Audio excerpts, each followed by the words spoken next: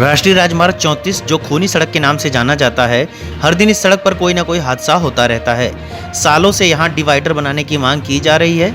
आज के हादसे में 3 लोगों की मौत हो गई, जिसको लेकर गांव के लोगों ने रोड जाम कर डिवाइडर की मांग करने लगे। मौके पर पहुंचे सीओ मौदहा विवेक सिंह यादव व कोतवाली प्रभारी हेमंत मिश्रा ने लोगों को समझा बुझाकर जाम खुलवाया। सीओ मौदहा के स्पीड ब्रेकर बनवाने के वादे के बाद ही लोगों का गुस्सा शांत हुआ।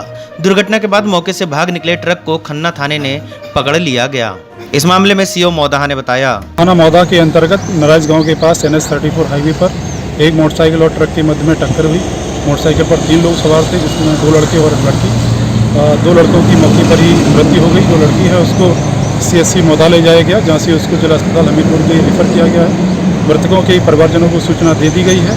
वो लोग मौके पर आ रहे हैं। मौके पर शांति व्यवस्था कायम है। जो ट्रक है उसको खन्ना पुलिस द्वारा अपने कब्जे में ले लिया गया है। अन्य विधिक कार्रवाई प्रचलित है।